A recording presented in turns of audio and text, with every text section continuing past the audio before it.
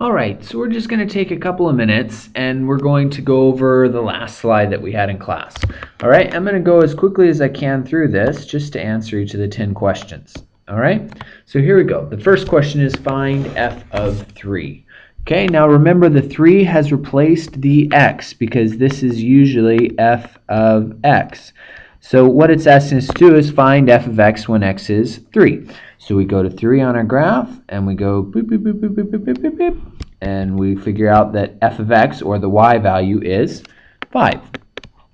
All right, so there we go. Now number 2 says what is x when f of x equals 12? Now remember again, f of x equals y, so this is y equals 12. So we go to the y value of 12, which is right here, and we go beep, and that is x equals 16. All right, so x equals 16. Then it asks what are the values of x when f of x equals 4? And yes, it does say values because there are 2 values. So f of x, again, is y, so we're looking for y equals 4. So we go to y equals 4 right here, and we go, there's 1. Then we go over here, there's another one. So 4 and 12. So x equals 4, 12. All right, let's move on to question number 4. For what value of x is y at a maximum? So we look for the maximum y, which is right there.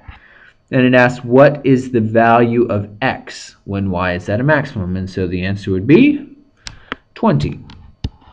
X equals 20. Now what is the maximum value of y? Well, that's also 20. But this question is asking for what value of x is y at a maximum. So it'll be this 20.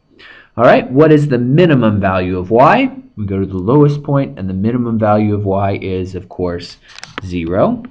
Very nice. And find f of 16 plus 4.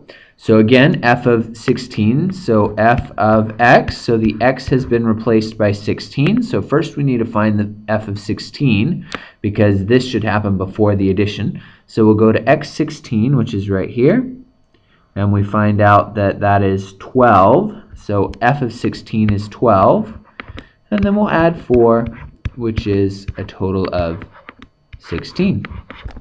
All right, now it gives us a little bit more information. It says this function shows how far I am from home in kilometers, dependent on time passing.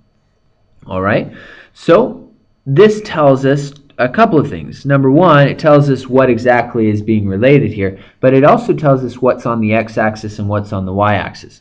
It says how far I am from home is dependent on time. And so how far I am is the dependent variable, which always goes on the y-axis. So this is how far from home, of course in km. All right, and then the x-axis here is time in minutes. Very good, very good. So, number 7. In number 1, you found that f of 3 equals 5. What does that mean? Well, what does that mean? Well, the x has been replaced by 3, and x is the time. So when the time is 3 minutes, the result, or the output, is 5, which is the distance from home. So after 3 minutes, I am 5 kilometers from home. That's what this statement means. It's a very simple statement, yet from that I can see that the x value, the time, is 3, and the y value, the distance from home, is 5. When am I at home? Well, when I'm at home, how far am I from home? 0. So I want how far I am from home, the distance, to be 0. So we go to where the distance is 0, and right here we see that that is at 8 minutes. All right. My good friend Shmika the monkey lives 16 kilometers from my house. When did I pass his home?